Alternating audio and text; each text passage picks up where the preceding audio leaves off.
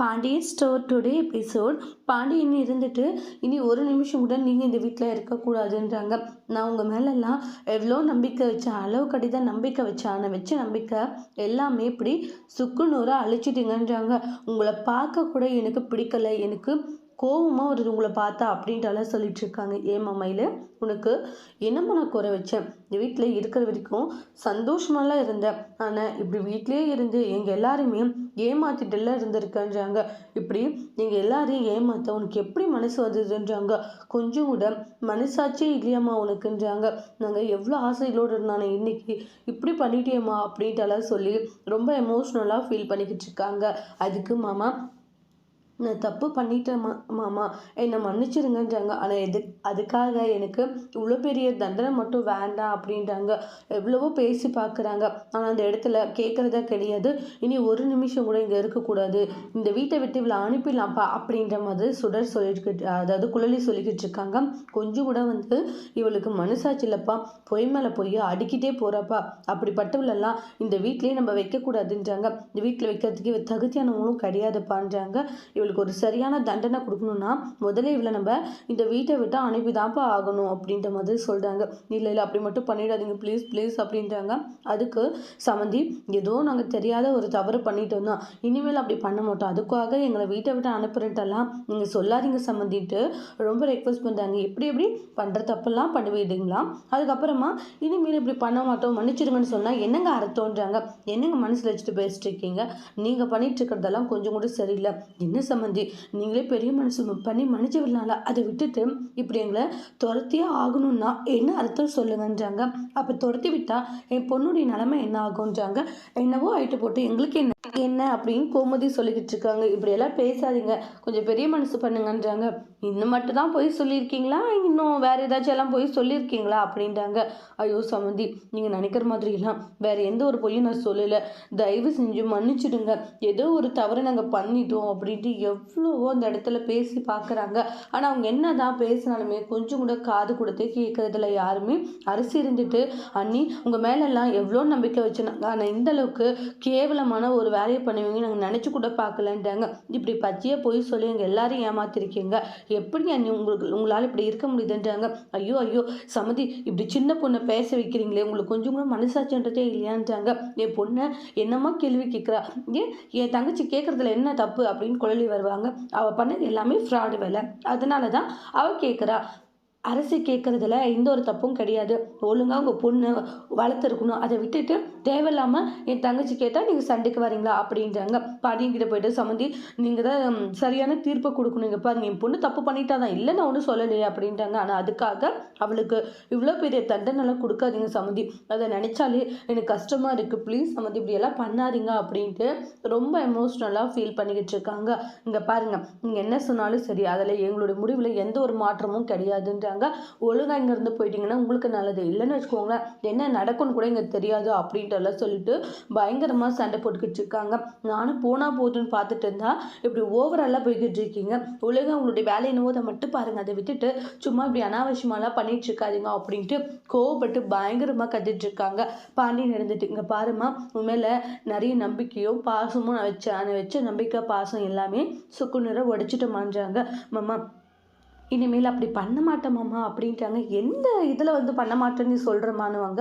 இங்கே பாரு, நான் விசாரிக்காமல் எல்லாம் கல்யாணம் பண்ணேன், என் பையன் நான் சொன்னது ஒரு காரணத்துக்காக, பொண்ணு எப்படி என்ன எதுவுமே பார்க்காம கல்யாணம் பண்ண. ஆனால் இன்றைக்கி அப்பா உங்களால் தான் என் வாழ்க்கை இப்படி ஆச்சுன்ட்டு என் பையன் ஒரே ஒரு வார்த்தை கூட என்னை கேட்கலன்றாங்க.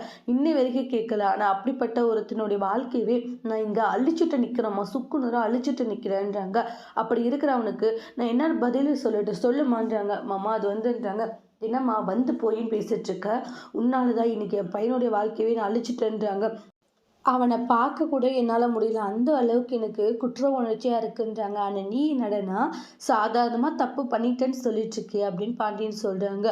எல்லார்கிட்டையுமே மயிலு கெஞ்சி கதறிட்டுருக்காங்க. ஒரு கட்டத்தில் கோமதிங்க பாருடி, ஒழுங்கு மரியாதையே போயிடு, சும்மா நீலி கண்ணீர் வலிச்சுட்டு எல்லாரையும் இங்கே பார்த்துக்கிட்டு இருக்காதுன்றாங்க. என்னதான் பார்த்தாலையும் யாரும் உனக்கு உதவி செய்ய மாட்டாங்கன்றாங்க. இந்த அளவுக்கு கேவலமான ஒரு காரியத்தை பண்ணிட்டு யாரும் உனக்கு உதவி செய்வாங்க நீ நினைக்கிறேன்றாங்க. சே, இப்படி ஒரு பொம்பளையை நான் பார்த்ததே கிடையாது முடியாதுன்றாங்க. பச்சையாக பொய் சொல்லி எல்லாரையும் ஏமாற்றிட்டு இந்த அளவுக்கு மோசமானலாம் இருக்க நீ அப்படின்ட்டுலாம் சொல்லிட்டு இருக்காங்க. அது என்ன வந்து போய் சொல்லு அப்படின்னு சொல்லிட்டு மாறி மாறி ஆர்குமெண்ட்டாக பண்ணுறாங்க. எல்லாருமே கேள்வி கேட்பாங்க. இந்த ராஜியும் மீனாவும் பேசிக்கிறாங்க. இந்த விஷயத்துக்கே வயசு படிப்பு விஷயத்துக்கே இவ்வளோனா நகை விஷயத்துக்குக்கா அப்படின்வாங்க. ஆமாம் என்னாகும் தெரியலன்னு பேசிட்டு இருக்கோம். பாண்டியை பார்த்துருவாங்க. சைலண்டாக கீழே குஞ்சுக்கிறாங்க. அப்புறம் பாண்டியன் இருந்துட்டு இங்கே பாருங்கள், மறுபடியும் நீங்கள் பேசிட்டு இருந்தால் தேவையில்லாமல் வீண் வேஸ்ட்டு தான். என்ன அடுத்து பண்ண முடியுமோ அதை பண்ணிக்கினா நல்லதுன்றாங்க. தயவு செஞ்சு உங்கள் பொண்ணை கூட்டிட்டு உங்கள் வீட்டுக்கு போயிடுங்கன்னு. சமந்தி நீங்களும் அப்படி பேசலாமா? ஏன் பேசக்கூடாது? அப்படி தான் பேசுவார் அவர் அப்படின்ட்டு கோமதி வருவாங்க. உங்கள் பொண்ணு பண்ணது என்ன சின்ன விஷயமா? எவ்வளோ பெரிய காரியம் பண்ணியிருக்கா. கேவலமாக படிப்பு விஷயம் வயசு எல்லாம் சொல்லி மறைச்சிருக்கா. உண்மையை ஆரம்பத்தில் சொல்லியிருந்தா இன்னைக்கு இவ்வளோ பிரச்சனை வந்திருக்குமா அப்படின்ட்டாங்க. உடனே சரவணன் இருந்துட்டாப்பா நல்ல முடிவு சொன்னீங்க. இவன் இந்த வீட்டில் இருந்தால் நான் இருக்க மாட்டேன்னு முடிவு எடுத்தேன். நான் இவளே போகும்போது நான் இந்த வீட்டில் இருக்கிறப்பான்றாங்க. இங்கே பாருடி நீ இந்த பொய்யை மட்டும் தான் சொன்னியா, இன்னும் பல பொய்களை மறைச்சிட்டு இருக்கீங்களா யாருக்கு தெரியும்ன்றாங்க. ஒழுங்கு மரியாதையா இந்த வீட்டை விட்டு போயிடுங்க. இனிமேல் நீங்கள் இந்த வீட்டில் இருக்கக்கூடாது. உங்களை பார்த்தா எனக்கு அருவருப்பாக இருக்குன்றாங்க. கோவம் அது எந்த அளவுக்கு மோசமான கேவலமான ஜென்மத்தெல்லாம் நான் பார்த்ததே கிடையாதுன்றாங்க. இப்படி பச்சையாக பொய் சொல்லி எங்கள் எல்லாருமே ஏமாத்திட்டு இருந்திருக்கீங்கன்றாங்க. நீங்கள் எல்லாம் என்னடி ஜென்மன்றாங்க. கொஞ்சம் கூட மனசாட்சி இல்லாத இந்த அளவுக்கு கேவலமானவங்களா இருக்கீங்க அப்படின்ட்டுலாம் சொல்லிக்கிட்டு இருக்காங்க. ஒழுங்காக இங்கேருந்து பொண்ணு சரணனுமே கத்திடுவாங்க. எவ்வளவோ பேசி பார்க்குறாங்க. சம்மந்தி என் பொண்ணை இப்போ நான் கூட்டிகிட்டு போனேன்னு ஊரில் இருக்கவங்கலாம் கேவலமும் பேச மாட்டாங்க சம்மந்தி. கொஞ்சம் நல்லா யோசிச்சு பாருங்க அப்படின்றாங்க. இங்கே பாருங்க நான் நல்லா யோசிச்சுட்டேன். இனிமேலும் இங்கெல்லாம் இவனை வைக்கிறதா இல்லைன்றாங்க. ஊர் உலகத்தில் இருக்கிறவங்க பேசுவாங்கன்றதுக்காக நாங்கள் உங்கள் பொண்ணை விட்டுறணுமா என்ன அப்படின்றாங்க. இந்த வீட்டில் வச்சுக்க சொல்கிறீங்க. இப்படி கேவலமான காரியம் பண்ண இவ்வளோலாம் இந்த வீட்டில் வைக்கவே கூடாதுன்றாங்க. ஒழுங்கு மரியாதையாக இவ்வளோ நீங்கள் இங்கேருந்து கூட்டிகிட்டு போயிட்டீங்கன்னா அது உங்களுக்கு நல்லது. இல்லைன்னா நாங்களே கழுத்தை பிடிச்சி தள்ள விட்டு குழலி சொல்லிட்டு இருக்காங்க. கேட்டுட்டு பைலுடைய அப்பா அம்மா பயங்கர ஷாக் ஆகுறாங்க. சமந்தி உங்கள் பொண்ணு என்னென்ன பேசுகிறா பார்த்தீங்களான்றாங்க. கோமதி இருந்துட்டு அப்படி தான் பேசுவாவேன்றாங்க. நீங்கள் பண்ணது என்ன சின்ன விஷயமான்றாங்க. எவ்வளோ பெரிய காரியம்ல நீங்கள் பண்ணியிருக்கீங்க. அவள் கேட்குறதுல தப்பே கிடையாது அப்படின்ற மாதிரி சொல்கிறாங்க. எல்லார்கிட்டையுமே மயிலு கெஞ்சி கதறி அழுதுகிட்டு இருக்காங்க. எல்லாருடைய காலையும் கூட விழுறாங்க. ஆனால் யாருமே வந்து கொஞ்சம் கூட அது பெருசாக எடுத்துக்கிறது இல்லை. மயிலோடைய அப்பாவுமே காலில் விழுந்துடுவாங்க. சரவணன் காலில் சரவணன் பக்கம் தள்ளிக்கிறாங்க. இங்கே பாருங்கள் நீங்கள் என் காலில் விழுந்தாலும் எந்த ஒரு இதுவும் கிடையாது. ஒழுங்காக இங்கே இருந்து போயிட்டீங்கன்னா அது உங்களுக்கே நல்லதுன்றாங்க. இல்லைன்னா நான் வேற மாதிரி உங்களுக்கு செய்ய வேண்டியதாக இருக்குன்ற மாதிரி சொல்லிடுவாங்க. ரொம்ப எமோஷ்னலாக ஃபீல் பண்ணிட்டு இருக்காங்க. அடுத்து என்ன முடிவு எடுக்கிறது அப்படின்னு தெரியாமல் ரொம்பவே குழம்பி போயிருக்கிறாங்க. அப்புறம் குழலி இப்படியெல்லாம் சொன்னால் இவங்க வலிக்கு வர மாட்டாங்கன்ட்டு உள்ளே போயிட்டு அவங்களோட திங்ஸ் எல்லாம் எடுத்துகிட்டு வராங்க. எடுத்துகிட்டு வந்து வெளியே தூக்கி போட்டுருவாங்க. பயங்கரமாக ஷாக் ஆகுறாங்க. இங்கே பாருங்க ஒழுங்காக போயிடுங்க. இல்லைன்னா கழுத்தை பிடிச்சி தள்ளனா அவ்வளோதான். இப்படிப்பட்ட ஆளுங்கெல்லாம் வச்சுதே தப்பு போலீஸ் கம்ப்ளைண்ட் கொடுத்து உள்ள ஜெயிலுக்கு தான் உங்களால் தள்ளி இருக்கணுன்றாங்க. இன்னி வரைக்கும் எங்கள் அப்பா நிற்க வச்சு பேசிட்டு இருக்காரு பாருங்க. அவருடைய பெரிய மனசு அதுன்றாங்க. அதை விட்டுட்டு சும்மா தேவையில்லாமல் இங்கே நின்றுக்கிட்டு இருந்தீங்க. அப்புறமா வேற மாதிரி நீங்கள் பார்க்க வேண்டியதாக இருக்கும் அப்படின்ட்டு சொல்கிறாங்க.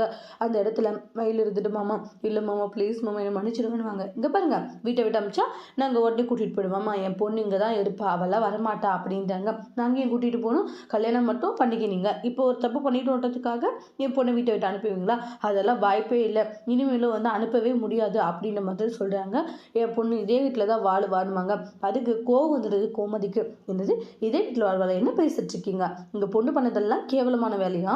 ஆனால் கேட்டால் உங்கள் பொண்ணு இந்த வீட்டில் தான் வாழுவான்னு சொல்லுவீங்களா? இங்கே பாருங்க உங்கள் பொண்ணெல்லாம் இந்த வீட்டில் இருக்கவே கூடாது. இருந்தால் நான் என்ன பண்ணுவேனே தெரியாதுன்னு குழலி ஒரு பக்கம் கத்திக்கிட்டு இருக்காங்க. கோமதியுமே வந்து தயவு செஞ்சு உங்கள் பொண்ணை கூட்டிகிட்டு போயிடுங்க. இனிமேல் இந்த வீட்டில் இருக்க வேண்டான்றாங்க. அவள் இவ்வளோ தப்புகளை பண்ணிவிட்டு அவள் இருக்க தேவையில்லை.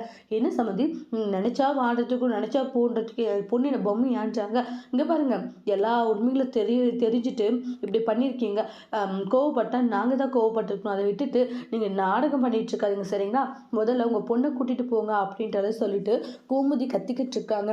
என்ன செய்யறதுன்னு ஒன்றுமே புரியல. ஒரு மாதிரி ஃபீல் பண்ணிக்கிட்டு இருக்காங்க. என்ன முடிவு எடுக்கிறதுன்னு தெரியல இவங்களால.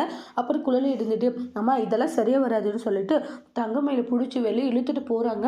அவங்களுடைய அம்மா அப்பாலாம் குழலி என் பொண்ணை விட்டு குழலி எதுக்கு இப்படி பண்ணிட்டு இருக்க சொல்ல கேட்க மாட்டேங்கிறீங்களா? இப்படி பண்ணா தான் புத்தி வரும் அப்படின்னு சொல்லிட்டு கோவத்தோட வந்து இழுத்துட்டு வந்து வெளிய விட்டுருவாங்க. ஊர்க்காரங்க, அப்புறம் எதிர்த்து வீட்டுக்காரங்க எல்லாருமே பார்க்குறாங்க.